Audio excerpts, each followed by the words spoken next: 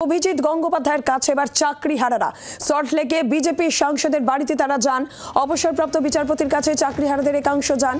যোগ্য অযোগ্যদের তালিকা পৃথক করে প্রকাশ করা সম্ভব এই দাবি বিজেপি সাংসদ অভিজিৎ গঙ্গোপাধ্যায় এবার চাকরিহারাদের নিয়ে এসএসসি চেয়ারম্যানের সঙ্গে দেখা করবেন বলে জানিয়েছেন বিজেপি সাংসদ।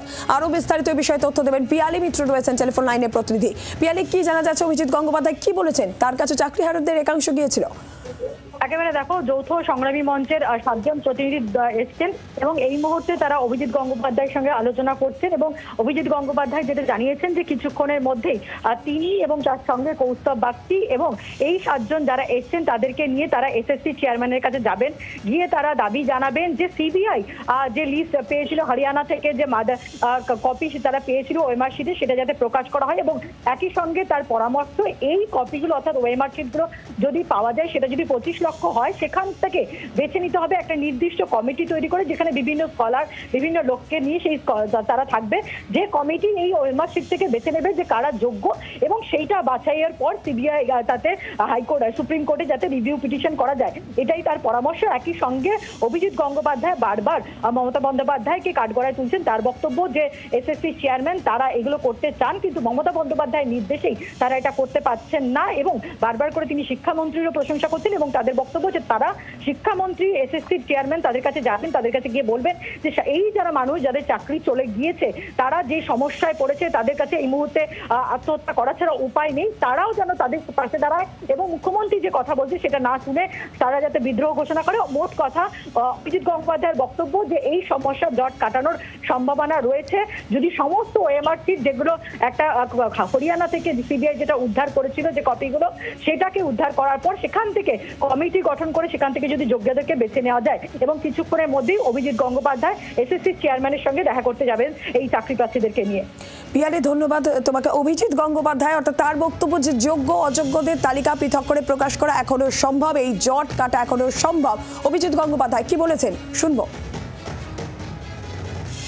যেভাবে মুখ্যমন্ত্রী মমতা ব্যানার্জি এদের হাত পা বেঁধে রেখেছেন এবং কিছুতেই এই যোগ্যদের লিস্ট পাবলিশ হতে দিচ্ছেন না রাজনৈতিক কারণে, যে কারণে আমি তার কাছে আবেদন করেছিলাম যে রাজনীতির ঊর্ধ্বে উঠে কাজটা করুন, এবার মেনে নিন। একটা উদাহরণ আমার সামনে ছিল যে বুদ্ধদেব ভট্টাচার্য তার সঙ্গে তাকে যথেষ্ট ঘেন্না করতেন মমতা ব্যানার্জিকে, কিন্তু তার সঙ্গেও আমাদের রাজ্যপালের আহ্বানে তিনি একসঙ্গে বসেছিলেন, রাজনীতির ঊর্ধ্বে উঠে সিঙ্গুর সমস্যার সমাধান করতে চেয়েছিলেন। তার কাছে তো সিবিআই এর দেওয়া এটা আছে, মাদার ডিস্কটা আছে, সেখান থেকে সেটা আপনি আপলোড করুন। এটা করতে দিচ্ছেন না মমতা ব্যানার্জি। মমতা বন্দ্যোপাধ্যায় বাধা দিচ্ছেন, ব্রাত্য বসুদের বাধা দিচ্ছেন। একদিকে যেখানে অভিজিৎ গঙ্গোপাধ্যায়ের এই বক্তব্য, অন্যদিকে অভিজিৎ গঙ্গোপাধ্যায়কে নিশানা করেছেন শিক্ষামন্ত্রী ব্রাত্য বসু।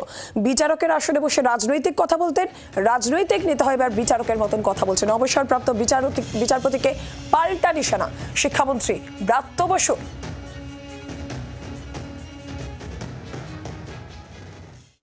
অভিজিৎ গাঙ্গুলি তিনি যখন জাস্টিস ছিলেন তখন তিনি অনেকটা পলিটিশিয়ানদের মতো কথা বলতেন, আর যখন উনি সাংসদ হলেন, রাজনীতিবিদ হলেন, তখন উনি বিচারপতির মতো করে কথা বলছেন। যে উনি একসময় চেষ্টা করেছিলেন বা ভালোবাসেন থিয়েটার অ্যাক্টর হওয়া, উনি যদি অভিনেতা হতে কখনো চেয়ে থাকেন, ওনার জানা উচিত যে একজন প্রকৃত অ্যাক্টরের বোঝা উচিত যে কোনটা কার পার্ট।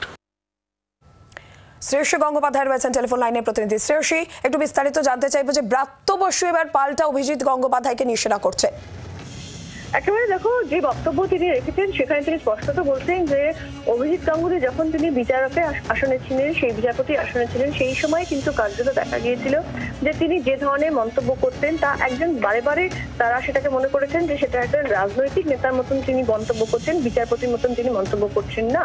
কিন্তু এই মুহূর্তে যখন তিনি কার্যত একজন রাজনৈতিক নেতায় পরিণত হয়েছে, রাজনৈতিক নেতা হয়েছেন, যখন তিনি একজন এমপি, তখন তার যে মন্তব্য তা বিচারকের মতন এবং সেই জায়গা থেকে দাঁড়িয়ে কিন্তু কার্যত তীব্রভাবে কটাক্ষ করছেন অভিজিৎ গাঙ্গুলির যে বক্তব্য, সেই মন্তব্যকে, যেখানে কার্যত আগে যে ধরনের মন্তব্য তার কাছ থেকে প্রত্যাশা করা হয়েছিল সেই মন্তব্য কিন্তু ছিল না, কিন্তু পরবর্তীকালে সেই ধরনের এখন যে মন্তব্য তিনি করছেন কার্যত তাকে তিনি বলছেন যে নাটকের সঙ্গে তিনি তুলনা করছেন এবং এক্ষেত্রে তিনি এই অভিজিৎ গঙ্গোপাধ্যায়ের যে ভূমিকা, সেই ভূমিকাকে তিনি মনে করছেন যে এরা সম্পূর্ণভাবে একটা অভিনয় করছে।